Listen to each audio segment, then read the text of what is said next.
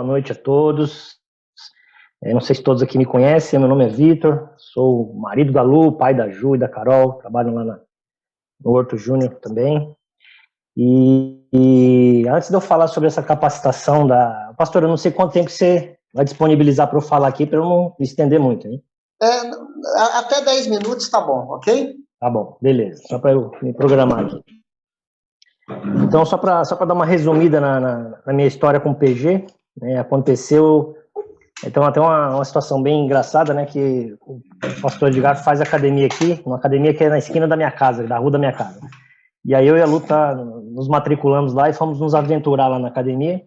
Aí encontrei o pastor lá e ele falou, pastor, rapaz, você tá aqui, você mora onde? Eu falei, moro aqui na esquina da rua. Rapaz, lugar bom para ter um PG, né?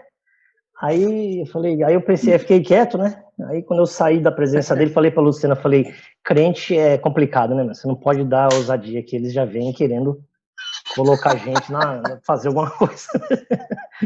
Mas mal sabia eu que ele estava ali profetizando, né, na minha vida, na vida da minha família, e graças a Deus por isso, porque hoje eu vivo de uma forma muito intensa o PG. Eu tenho o PG como uma ferramenta muito especial, tenho o maior respeito por isso, pela ferramenta que é o PG, né, tem modificado muito a minha vida, a vida da minha família.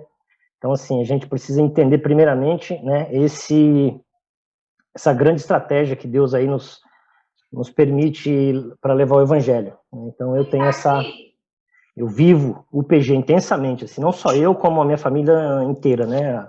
A Ju é líder do PG dos jovens, a Carol montou um PG Kids por conta própria aqui, e tem crescido muito, tem ajudado aí muitas crianças. Então, assim, a gente vive aqui de uma forma muito intensa. E eu vou confessar para vocês que no começo, quando a gente, né, cogitou de abrir a casa toda quinta-feira para fazer o PG, uma das grandes preocupações que eu tive foi será que eu vou estar bem toda quinta-feira para receber, né, as pessoas? Será que eu vou estar com ânimo bom para abrir a porta da minha casa e toda quinta-feira receber gente, né? Porque, queira ou não, você, né, muda toda a configuração ali, né, modifica, né? Você tem que preparar a casa para receber, depois que você recebe, você tem que preparar de novo, né? Voltar para o normal e tal. E essa era uma preocupação que eu tive, né? E aí, assim, a gente deu start, assim, e é o que eu posso falar para vocês, assim, pessoal, que essa capacitação não provém da gente, sabe? Se você marcar com um grupo de amigos para fazer um churrasco todo sábado, com certeza em algum desses dias você não vai querer ir, você não vai estar bem, você vai acabar furando, né? Mas como é algo que você se propõe a fazer pela obra de Deus, então a gente precisa entender que essa capacitação, essa força não provém da gente, não vem do nosso coração. É Deus que completa tudo aquilo que falha. Então, quem sentir no coração de abrir a casa para ser um anfitrião, eu acho um bom começo ser anfitrião, né? Ou um líder também, né?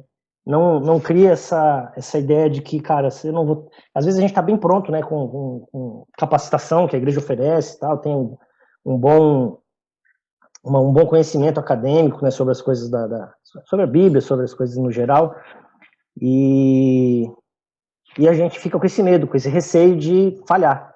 Não vou estar bem, como é que eu vou fazer, né? Mas não se prendam nisso, né? Comecem a fazer e Deus vai capacitando a gente, E eu tenho vivido isso agora de uma forma muito, muito mais de perto, com relação... Nosso PG multiplicou e nós perdemos aqui o líder, que era o Reginaldo, e eu fiquei bem apreensivo de tocar o PG sem ele, né? Por conta da minha incapacidade mesmo de fazer estudo, de trazer, não é a minha área, não sou professor, né, não atuo com isso, mas assim, tenho experimentado toda quinta-feira o agir de Deus no nosso PG, que, né, eu revezei no começo, né, a Ju deu alguns estudos, o Vitor também está no nosso PG também, trouxe alguns estudos, o Décio, então Deus a nossa incapacidade glorifica a Deus, muito louco isso, né, como a nossa fraqueza traz a glória de Deus de uma forma muito mais... E eu tenho experimentado isso toda quinta-feira, né? Cada quinta, eu agradeço a Deus, Senhor, obrigado por mais essa quinta-feira, né? E tenho tido mais tranquilidade para falar, para poder tocar o PG.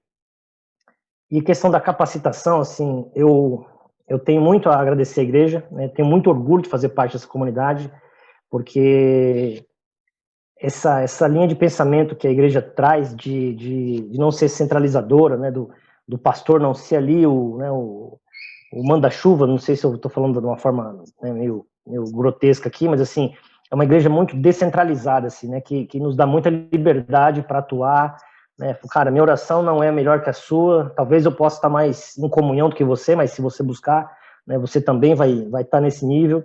Então trate as pessoas do seu PG você mesmo, né. Claro que em alguns casos a igreja está ali, nos apoia, então assim, primeiramente eu tenho o maior orgulho de fazer parte dessa comunidade, por isso que eu respeito tanto o PG, porque não é uma coisa, não é um projeto que saiu e cada um faz o seu jeito, existe ali um padrão, e eu acho muito legal isso, a gente respeitar esse padrão, a igreja, os PGs terem um formato igual, né, porque a gente fala a mesma língua.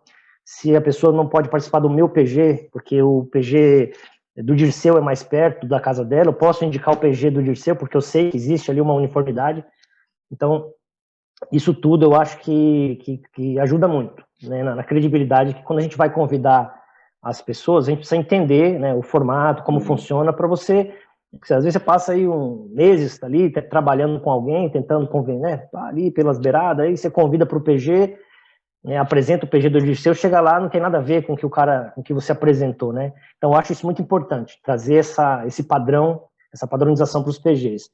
E as capacitações, esses cursos que a gente faz da liderança, esse curso da vida cristã, que é antes desse, né, seguindo o trilho aí, o pastor Paulo traz, e esse da visão, assim, nossa, foram essenciais para mim, para abrir a minha mente, para abrir um entendimento sobre a postura da igreja no geral, né, sobre conceitos básicos de igreja que eu não tinha, como salvação, batismo, ceia, né? A gente tem uma visão muito deturpada sobre tudo isso.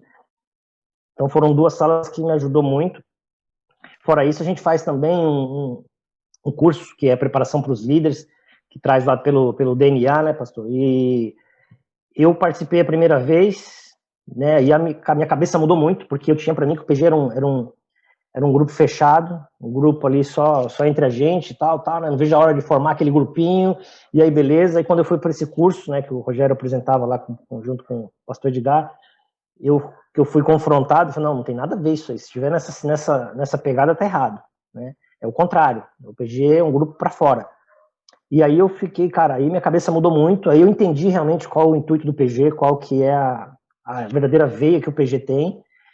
E aí eu vim para casa com essa cabeça, esqueci que a minha família aqui não tinha ouvido o estudo, né? E aí, não, mas aquele confronto final, vamos, próximo estudo vocês vão comigo. Aí levei a Ju, a Carol, a Lu, e aí quando elas participaram do estudo lá, né, da aula, aí elas voltaram também totalmente, nossa, a gente tava pensando totalmente diferente, como abre a mente, como a gente entende o conceito, né? Então, assim, são cursos que, e todo ano a gente tem, né, uma reunião da liderança para alinhar alguns pontos, entender o que acontece com um PG, com outro, alguma estratégia que funciona em um, que, nossa, poxa, isso é legal, uma boa ideia e tal. Então, assim, são cursos, né, são ferramentas que a igreja levanta, que disponibiliza para a gente, que tem sido de grande valia. Se a gente vê que não está sozinho, né, não está aí à deriva nesse projeto que é o PG, a gente tem toda uma estrutura por trás, isso encoraja muito a gente fazer, né, os estudos que saem para a gente aplicar com base no que foi pregado no domingo. Então a gente não está só, você não está à deriva ali na sua casa, tocando um PG aleatoriamente, né, tem toda uma estrutura por trás.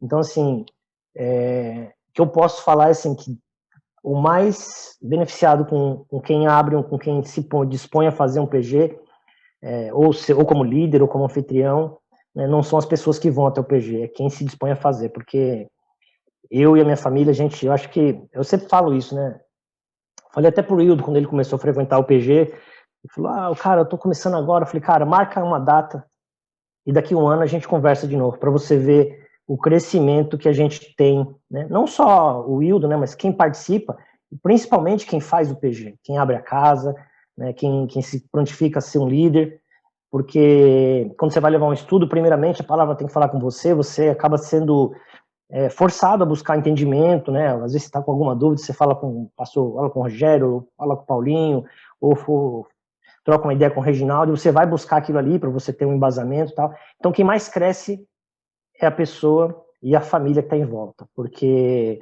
quando você começa a viver isso, você contagia as pessoas, né? A gente hoje, o PG para nós hoje não é só quinta-feira, né? A gente, né, gosta de estar em contato com as pessoas, quando a gente percebe alguém ali mais fragilizado, a gente manda uma mensagem, faz uma chamada de vídeo.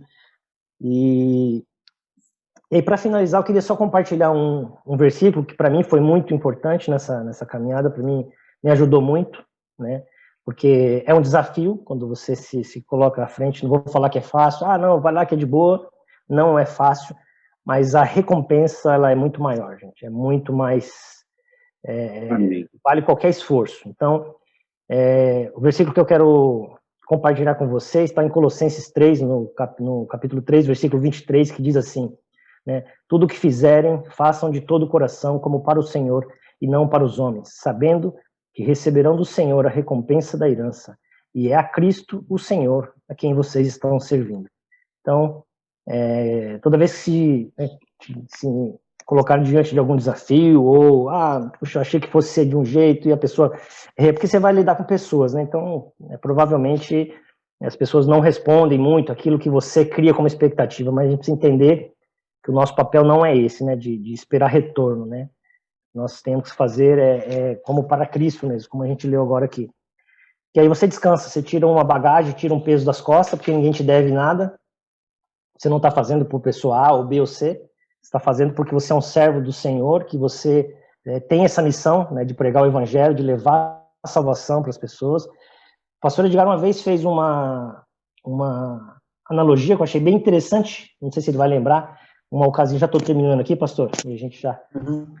E aconteceu uma queda de um prédio, acho que em Fortaleza, um prédio acho que de 7 andares, né, estava todo mundo ali naqueles escombros, tentando socorrer as pessoas, tirarem ali as pessoas debaixo daqueles escombros, né, os bombeiros ali com cuidado, e ele falou assim, a gente estava vivendo essa semana sobre isso, né, estava em todos os jornais e tal, e ele falou assim, a nossa missão é justamente essa, se a gente conseguisse fazer um paralelo, é bem isso, né, as pessoas embaixo dos escombros, e nós com a salvação, com o poder de tirá-las dali, daquela situação.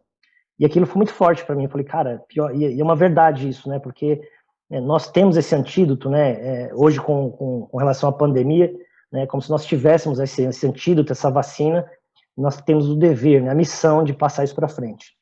Então, é uma igreja que nos capacita muito, né, a gente tem toda uma estrutura por trás, então não se sintam sozinhos, porque não é essa a realidade, né, e Deus, né, Deus vai completar tudo aquilo que faltar em cada um de nós aqui para exercer qualquer ministério, qualquer missão, né? E o PG, para mim, é uma ferramenta muito especial, é um privilégio servir a Deus nesse conceito que é o PG aí. Amém. Pastor. Ô, Vitor, parabéns, obrigado, viu? Realmente, seu testemunho é uma grande contribuição para todos nós, né? Nos anima.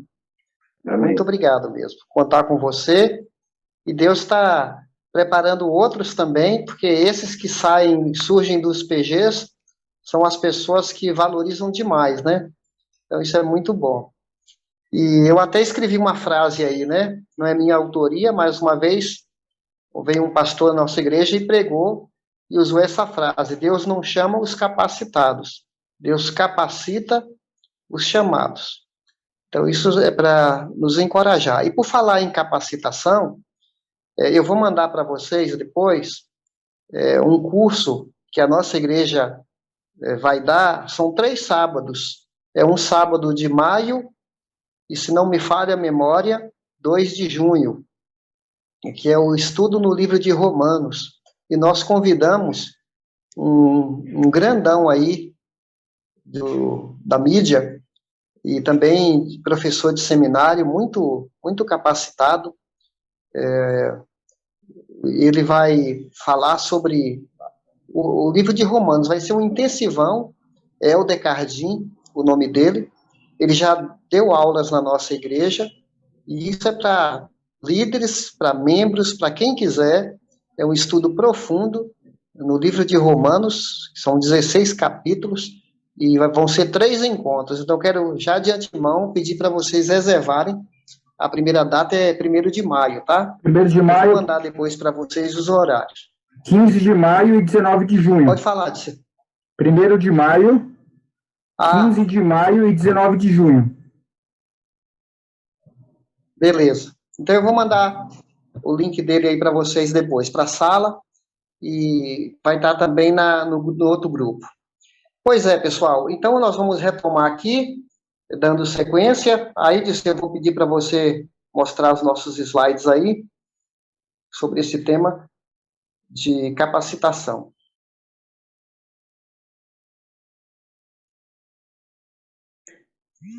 Então, não dá para falar sobre capacitação sem falar de discipulado, porque é o cerne, né? É o núcleo da capacitação, é pegar um convertido, aliás, pegar um que não era convertido, levá-lo a se converter e fazer dele um discípulo, e mais do que isso, um discipulador. Então, a igreja tem tudo a ver com o discipulado. A ordem de Jesus, no início da igreja, era para ensinar a obedecer. Essa é a nossa missão, né? Fazer discípulos e ensinando-os a obedecerem, não a nós, né? Mas a Jesus, que tem toda a autoridade no céu e na terra. Vamos adiante? Eu estou recordando aqui a visão da nossa igreja, né? Vivemos para glorificar a Deus, impactar vidas e fazer discípulos de Jesus. Esse é o miolo da nossa responsabilidade, né? Já temos repetido isso ao longo do curso. Próximo.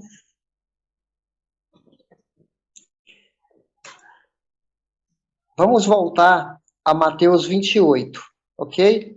Vou pedir para um de vocês ler para mim aí.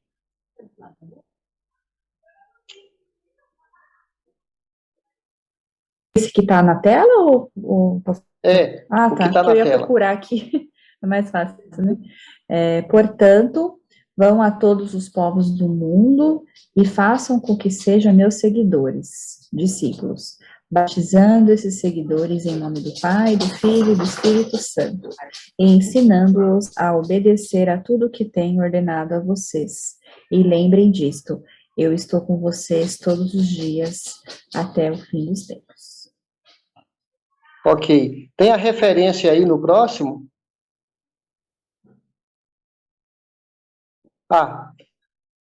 Então, esse faz parte, né? Faz parte, vão e façam discípulos. Então, o próximo slide é um fragmento desse que já foi lido aí. E aí, em destaque, está: o ide de Jesus não é um chamado, é uma ordem. Então, esses vão e façam discípulos de todas as nações é para a igreja e também para cada um de nós em particular. Eu não sei se eu já comentei aqui com vocês, mas esse texto aí de Mateus 28, de 18 a 20, que a Kátia leu, esse texto é conhecido como a Grande Comissão, a Grande Missão, ok? Nunca esqueçam disso. Se alguém um dia perguntar qual é a grande missão da igreja, é essa que está em Mateus 28, 18 a 20. A grande missão, às vezes, é chamada de comissão. Comissão. Por que comissão? Porque nós somos co-participantes. Jesus tem autoridade, mas ele nos inclui. Então, esse co tem a ver com a nossa co-participação. Ok? Por isso que fala grande comissão. A missão é de Deus e nós somos co-participantes da missão. É o que o Vitor falou, essa missão de resgatar pessoas, que é outra maneira de falar a mesma coisa. Foi o que Jesus fez, foi o que os apóstolos fizeram, é o que a igreja fez até hoje, senão nós não seríamos alcançados. Foi a obediência a essa ordem que chegou até nós. Aí eu pergunto para você, vai parar comigo? Vai parar com você? Já pensou? Se os cristãos anteriores a nós não tivessem dado sequência a essa ordem, não teria chegado até nós. Então, por gratidão, por dever, a gente não pode segurar o bastão. A gente tem que passar o bastão da fé, que é esse anunciar Jesus para os outros. E tem a ver com isso, né? E batizar e ensinar. O batismo não é um produto final. Tem gente que se batiza e para de crescer. O batismo, pessoal, é uma iniciação. O batismo é um começo. O próprio Jesus, né, ele foi batizado por João Batista e ele começou o ministério dele logo em seguida. Então, o batismo é uma compreensão que eu entendi. O batismo é um engajamento, é uma porta de entrada, mas não é de chegada, é um início.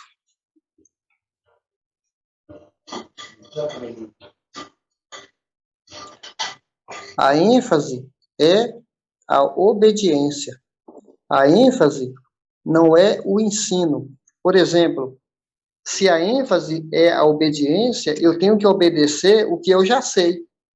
Eu não tenho que ficar esperando conhecer para obedecer. Se cada cristão fosse obediente ao que já sabe, imagine como o cristianismo seria diferente, né? Na verdade, eu fico pensando nessa questão da pandemia. Quantos anos a gente ensinando a Bíblia para as pessoas, falando de estar preparado, de estar confiante diante de qualquer acontecimento, mas a vida estava muito no piloto automático. A pandemia veio mostrar para nós, é hora de vir à tona se a gente tem aprendido a descansar, a confiar, a ter esperança, a não ficar entregue a um sentimento negativo, né? Porque se a gente está obedecendo, se Jesus está vivo e ele está cuidando de tudo, eu tenho que confiar, eu tenho que obedecer.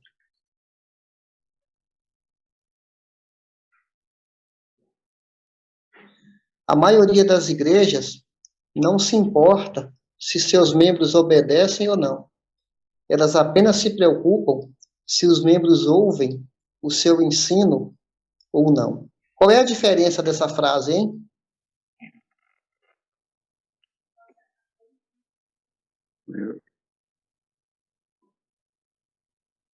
Alguém poderia me dizer qual é a diferença dessas duas frases?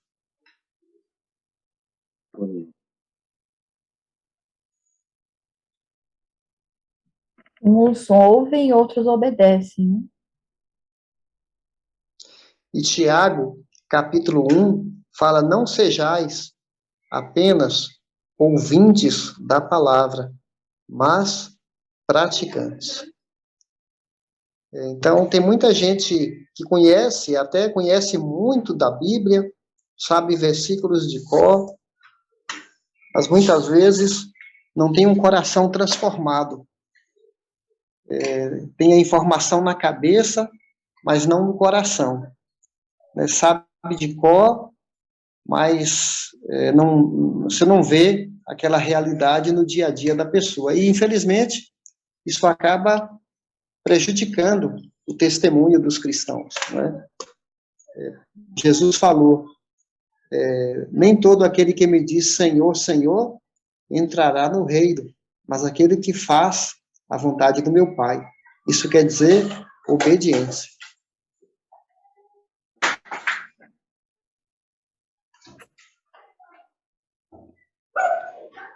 Então, eu quero agora chamar a sua atenção para você que está me ouvindo aí. Jesus chamou você. Ele te convocou. E aí, pessoal, eu estou pegando aqui só Mateus, hein? Eu não estou pegando nem outras passagens da Bíblia. Já que a gente falou desse ponto 4 aí, eu comecei desse ponto 4, Mateus 28, 18 a 20, que foram as últimas palavras de Jesus, ok? Mas eu quero trazer vocês agora para compreender o plano total. Aqui é só o livro de Mateus. Então, você observa, há uma convocação para a salvação, há uma convocação para você ser um intercessor. É que eu coloquei com S para ficar de uma maneira assim, combinando todas as palavras, começando com S. Mas essa súplica quer dizer intercessor, pessoas que oram. Uma chamada para o sacrifício e uma chamada para o serviço. Faltou uma aí, que infelizmente cometi um lapso, que é a chamada para você, eu vou usar a palavra aqui, que está lá, vinde a mim os que estão cansados. É uma chamada para você, para suavidade, né, se eu colocar com esse. Mas já eu falo sobre ela. Vamos começar? Alguém pode abrir Mateus 4,17? Está na mão, pastor. Daí por diante, passou Jesus a pregar e a dizer: arrependei-vos, porque está próximo o reino dos céus. Então, cada um de nós, ao sermos chamados para a salvação, é chamado para uma mudança radical de vida, né? Porque o arrependimento, a palavra significa mudança de mente, mudança de coração. Uma pessoa que não é arrependida, ela não entendeu a salvação. Porque o arrependido, ele dá meia volta, ele estava andando no caminho e ele muda, ele se converte. A palavra conversão é muda de direção, né? Então, ele arrepende e volta. Ele estava de costas para Deus e ele vem, atende a convocação de Deus e começa a seguir Jesus. Agora, outra pessoa lê Mateus 9, 35 a 38.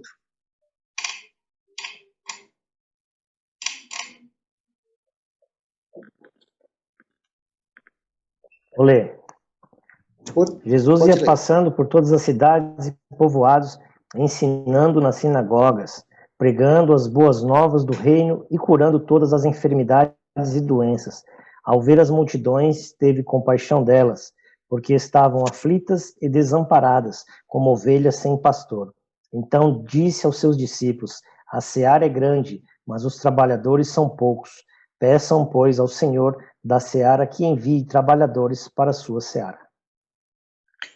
Então, olha como Jesus orou, né? Ele primeiro fala que ele sentiu compaixão, porque ele viu a multidão e ele sentiu compaixão.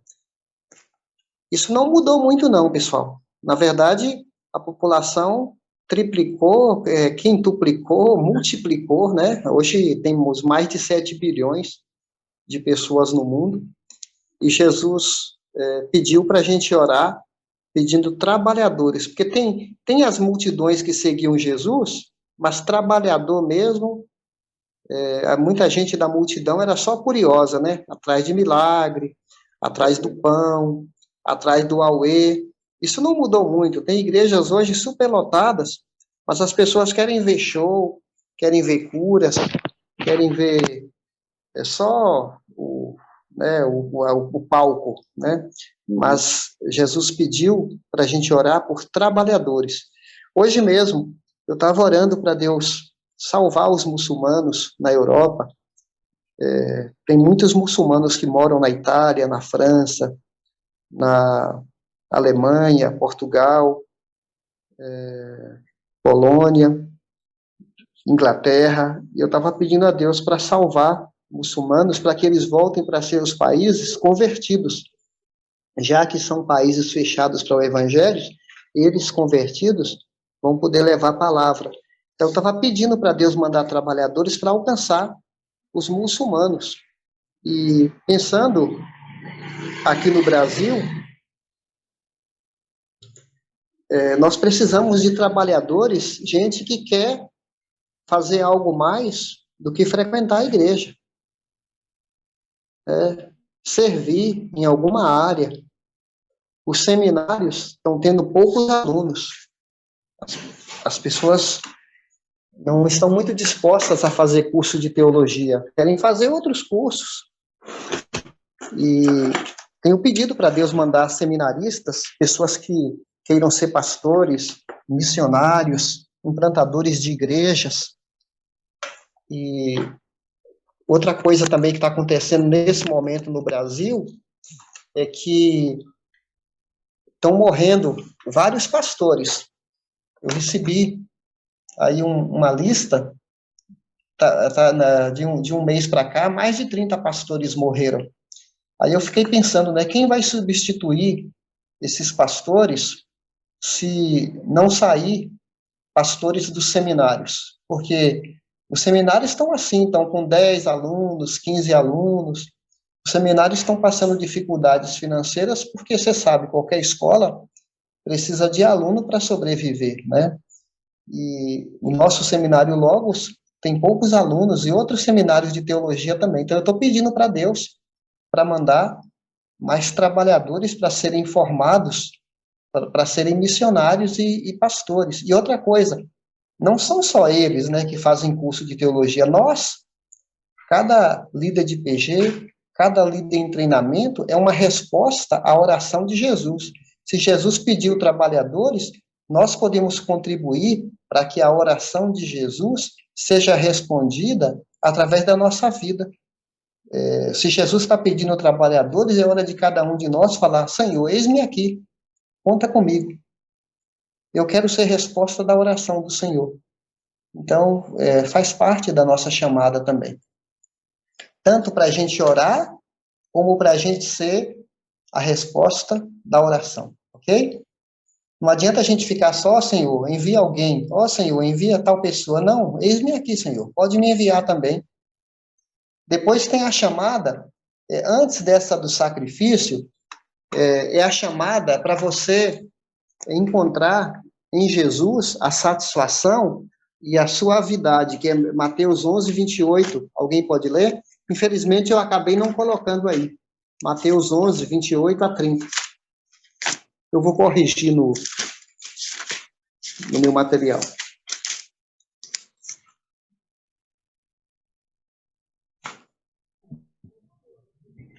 Diz assim. Vou ler, tá?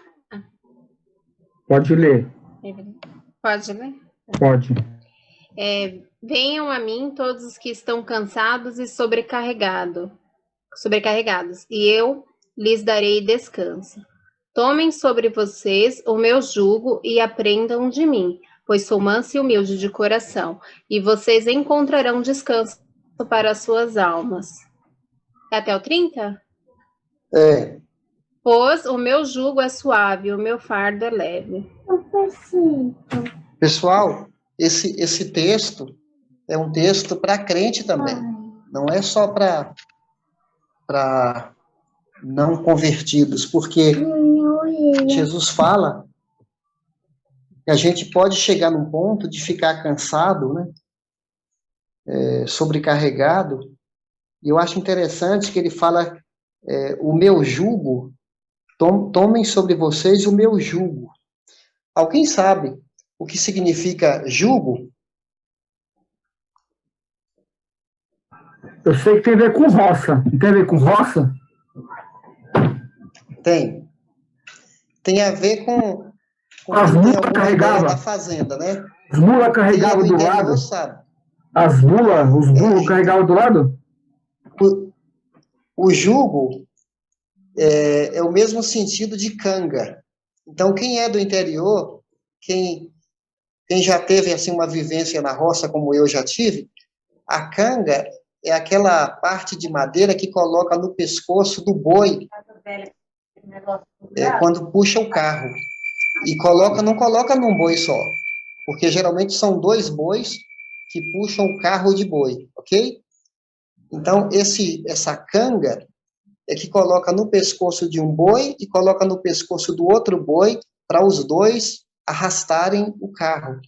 O que Jesus quis dizer assim, tomem sobre vós o meu jugo e aprendam de mim, sou manso e humilde. Então, Jesus falou que na vida não é para a gente carregar o peso sozinho. Ele se coloca do nosso lado, o meu jugo, fica comigo aqui. Não carregue sozinho. O meu jugo é suave. É suave porque ele está junto da gente, porque a vida é pesada, não é?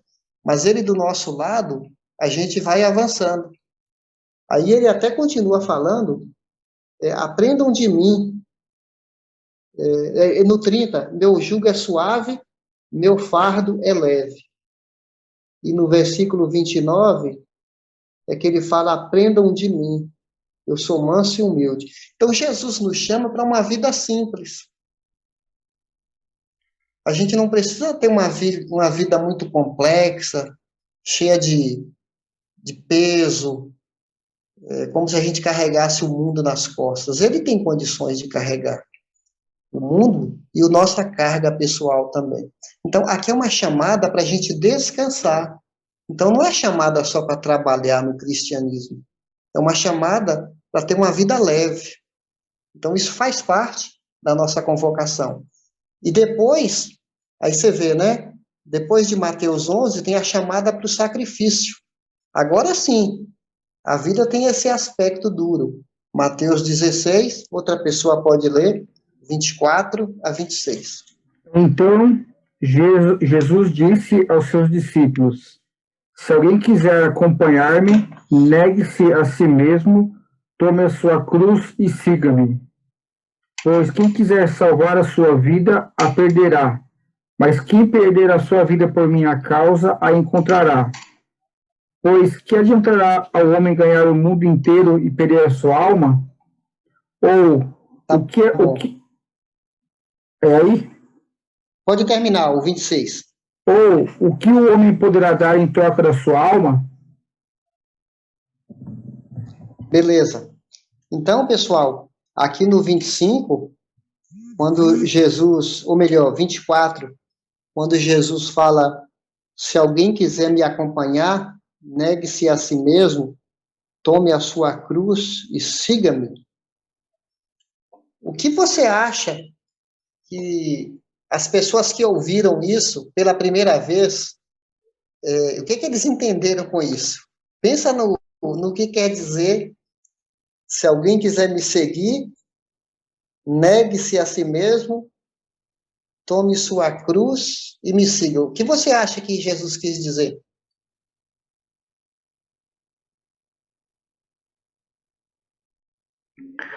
Pastor, é engraçado que esse versículo aí, eu postei uma frase aí meio engraçado, né? Eu disse assim que nós cristãos é um negacionista. Uhum. Nós negamos a nós mesmos todo dia, nós somos negacionistas, né? Vivendo o nosso mundo atual aí. Verdade. Se você morasse em Jerusalém, e você tivesse ouvido Jesus falar essas palavras, você já imaginava, porque era muito comum os romanos prenderem gente da pesada que se levantava contra Roma, como o Barrabás, né? Barrabás era um conspirador, era um cara da pesada, porque para você ser crucificado era o pior tipo de crime que as pessoas cometiam. Então, quando eles escutaram Jesus falando isso, quem olhava um cara carregando a madeira nas costas, a cruz? Não é uma figura bonita, pessoal. Não é uma coisa confortável. Jesus falar, cada um pegue sua cruz e vem atrás de mim. Isso aí é uma visão horrorosa. Mas, assim, o que Jesus quis dizer é que um caminho sem volta. E o final desse caminho é morte.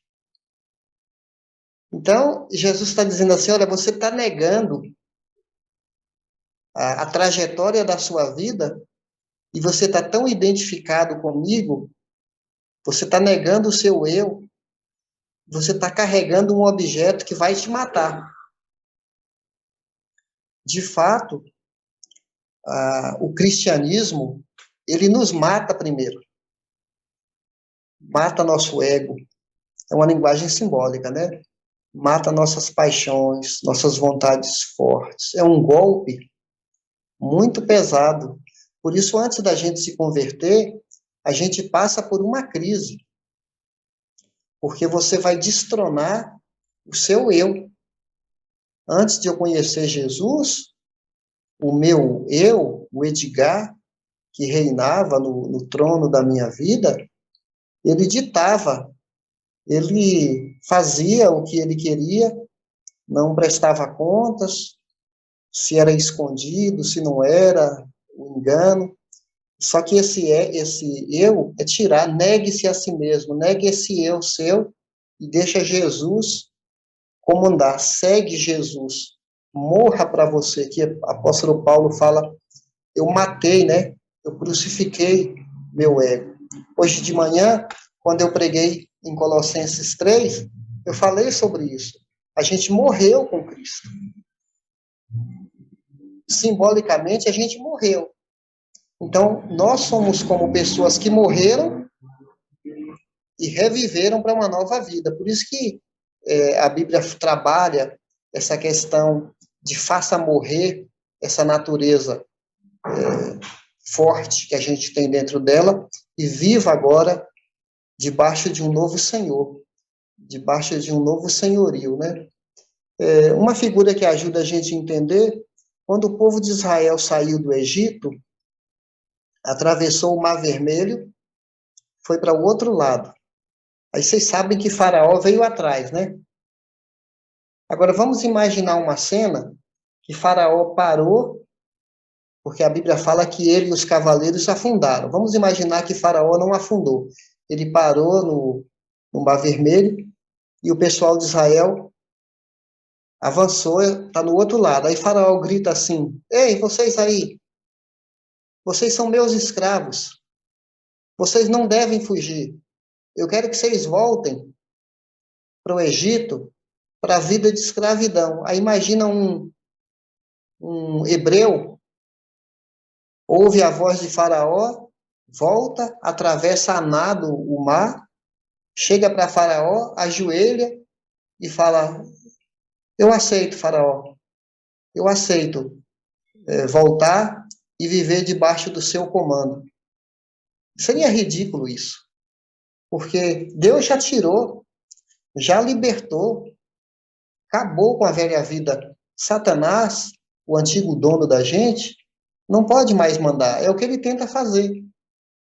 Então, na nova vida, a gente está debaixo agora de um outro comando, que nos livra, nos libera, não nos escraviza mais, pelo contrário, né? Viver debaixo do Espírito Santo é desfrutar da verdadeira liberdade.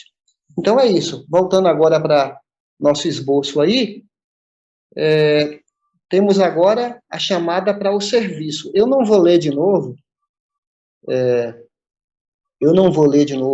Mateus 28, porque nós já lemos, mas eu quero só chamar a atenção nossa, observe todo o treinamento que Jesus fez com os discípulos, né? O começo, todo o livro de Mateus, ele só mandou a gente trabalhar depois de nos capacitar, depois de nos treinar.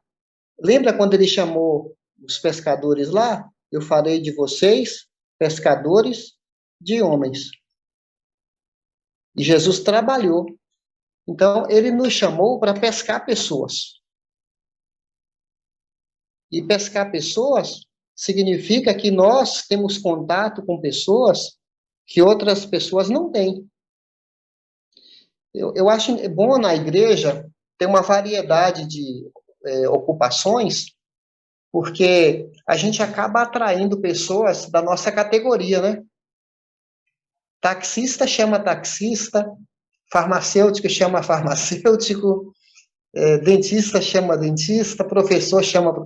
São os nossos contatos, a gente vai na obra de Deus, cada um vai semeando. Mesmo que as pessoas não frequentem a nossa igreja, mas a gente está semeando no reino de Deus, com os contatos que a gente tem. O meu filho, Lucas, ele tem um coração voltado para pessoas assim, sem igreja, os desigrejados, né? Pessoas que não são capazes de frequentar a igreja. Ele falou, pai, meu coração é forte para esses sem igreja, para gente que vive na rua, gente que vive esquecido da sociedade. Eu quero estar onde eles estão. E um dia ele falou que a nossa igreja chama os iguais, não chama os diferentes. Aí eu chamei o meu filho no meu quarto, né, eu moro aqui no sobrado, e falei para ele assim, abrir a janela do meu sobrado e falei para ele, Lucas, olha para o nosso bairro. Aí ele ficou olhando, olhando. Eu falei, o que você está vendo? Aí ele falou, eu só estou vendo o telhado. Eu falei, olha mais profundo, gafanhoto. Que tinha um filme antigo do Kung Fu, que o mestre chamava o discípulo de gafanhoto, né? Então eu falei, olha, gafanhoto, olha melhor. Aí ele ficou olhando, eu só vejo telhado. Eu falei, quem mora nesses telhados? Aí ele falou, pai, gente aqui do nosso bairro. E eu falei, essas pessoas são diferentes de mim? Ele falou, não, pai. Eu falei, então, filho, essas pessoas são iguais a mim. Elas têm gostos parecidos com o meu. Elas andam aí nas ruas, nos escritórios, nos bancos. E Deus me chamou para alcançar esse tipo de gente. Deus chamou você para alcançar um outro tipo de gente. A obra de Deus vai sendo feita assim. Todos precisam de Jesus. Ele vai usar você e vai me usar também para a gente alcançar determinado perfil, né? Então, Jesus está treinando, e eu fico feliz com isso, né? Porque, para você pensar, se Deus dependesse só da igreja do Horto para alcançar o mundo, demoraria quanto tempo, gente? Quem vai alcançar os ciganos? Quem vai alcançar os muito ricos? Quem vai alcançar os muito pobres? Quem vai alcançar os maconheiros? Quem vai alcançar os travestis? Fala a verdade. Então, Deus está levantando gente e capacitando para essas pessoas avançarem, e nós estamos na obra de Deus. Tem espaço para todo mundo trabalhar. E não é para a gente achar, né, melhor ou pior do que ninguém, não. É como Paulo, em 1 Coríntios, ele fala assim, um rega, um aduba, né, um planta, mas é Deus que dá o crescimento. Deus está agindo no meio das nossas, da semeadura. Então, pessoal, eu quero só destacar isso. Ele nos chama, nos treina e nos envia. O que a gente não pode é ficar acomodado, porque a obra de Deus está em movimento, né? E não parou até hoje. Amém por isso. Então, vamos em frente? Ô, Edgar, já são 8 horas já, hein? Você vai mais um slide? Tá, só mais um slide.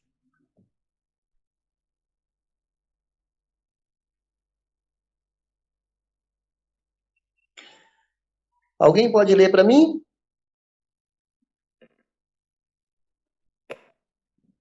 Não posso evitar a impressão de que Jesus prefere trabalhar com recrutas, nada promissores.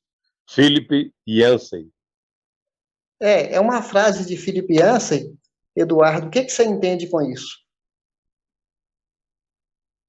É que o que acontece é o seguinte, ele prefere trabalhar com gente que está começando, né? Que não promete nada, do que gente que já conhece e promete alguma coisa. Graças a Deus então, por pessoal, isso. só para animar vocês e animar a mim também, quando Jesus poderia chamar os Neymars, os Cristiano Ronaldo, podia chamar os Messis, né? As celebridades da época, tinha tanta gente intelectual, rabinos, PhDs, doutores, gente que tinha um conhecimento da Bíblia fenomenal, mas ele foi chamar quem? Trabalhador braçal, que é pescador, que estava com a mão calejada, dente amarelo, né, os pescadores. Jesus chamou funcionário público.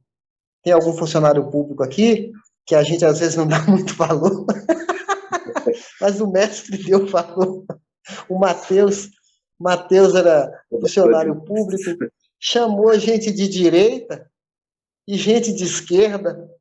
De esquerda, tem um tal de Simão Zelote, que era de esquerda, e tinha gente de direita também lá, um cara mais conservador, como Tomé. Então, Jesus pegou essa matéria-prima, que na época não tinha muita, não era uma matéria-prima muito de primeira, não, mas Jesus trabalhou, investiu, e esses homens revolucionaram o mundo, né? Então, o primeiro sermão de Pedro, 3.000 pessoas se converteram, né? Jesus investiu em mulheres, como aquela mulher que ele expulsou 7 demônios, a Maria Madalena, e outra Maria lá, uma que derramou o perfume nos cabelos de Jesus e na roupa dele, foram as primeiras a saberem da ressurreição, a importância que ele deu para as mulheres, ressuscitou filho de viúva, e aquela mulher samaritana também, que ele abordou na boca do poço, e a mulher atraiu a cidade para Jesus. Então, Jesus investiu em gente assim, que aos olhos do mundo eram pessoas insignificantes, porque Deus não está preocupado em depender de celebridade para fazer a obra dele. Ele chama nós, né, as coisas loucas do mundo para confundir as sábias, como diz 1 Coríntios, capítulo 1. Então é isso, meus queridos. Fico feliz que vocês estejam entendendo a importância de vocês na obra de Deus e que cada um de nós vai fazer diferença na vida da igreja para avançar o reino de Deus.